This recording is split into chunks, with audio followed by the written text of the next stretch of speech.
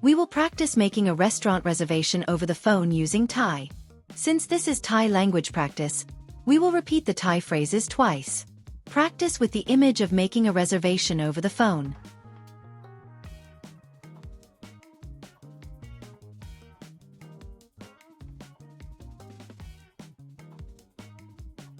สวัสดีค่ะ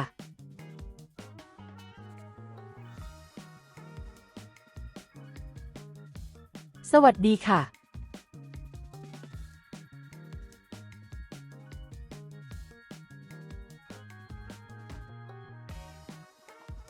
ร้านอาหารไทยค่ะ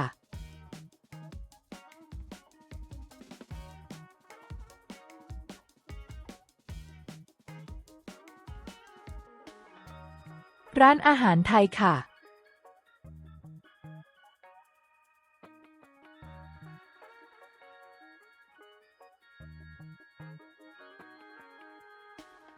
สวัสดีครับ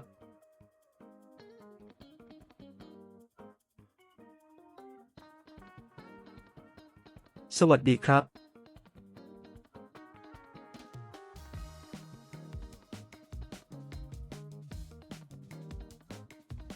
ผมอยากจองโต๊ะครับ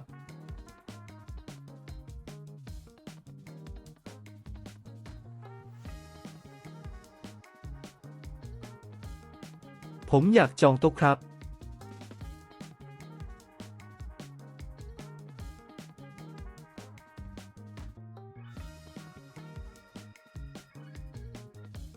ได้ค่ะ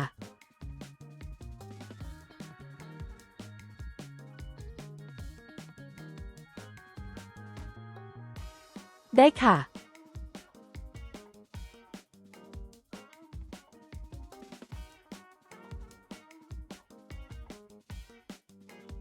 คุณอยากจองวันไหนคะ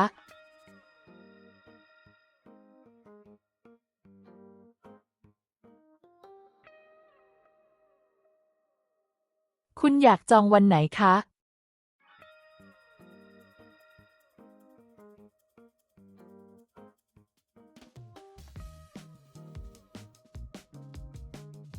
วันศุกร์6 โมงเย็นครับ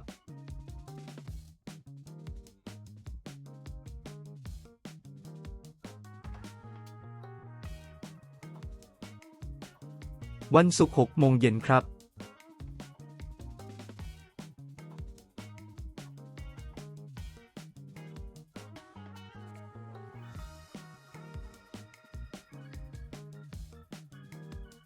กี่คนคะ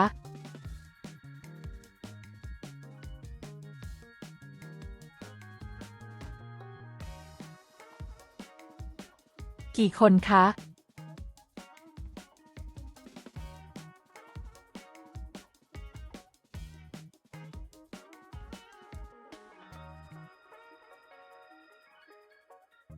4 คนครับ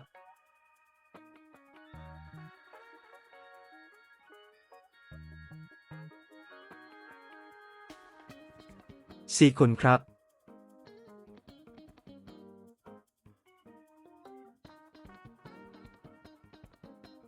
ขอทวนอีกครั้งนะคะ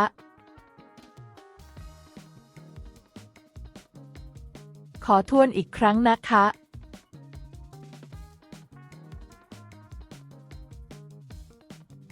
จองวันศุกร์ตอนเย็น6 โมง4 คนใช่ไหมคะ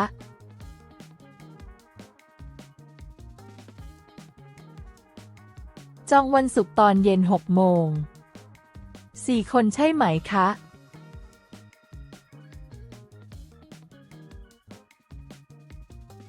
ใช่ครับ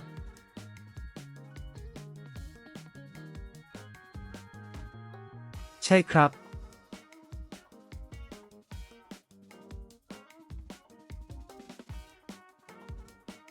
Good job! Let's keep practicing repeatedly to master it.